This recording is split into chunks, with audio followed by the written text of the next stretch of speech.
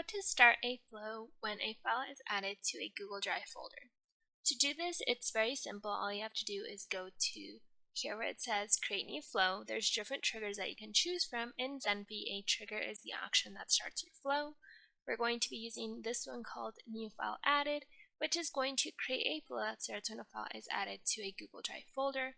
All you have to do is click on create. You're going to see a red ring appear around the Google Drive icon, and we're going to set up a connection. What this is going to do is grant Zenphi permission to be able to monitor your folders. So you're going to click on the plus icon here to create a new connection, and then you're going to click on authorize. After you do that, you're going to be able to select from the drop down to be able to select your connection. So we're going to select this one, and then we're going to click on the Google Drive icon to be able to select which folder we wish to monitor. Now, after you add your trigger, there may be different actions that you want to add after that, or different steps. Maybe you want to export the file, maybe you want to share it with someone, maybe move it to a different folder.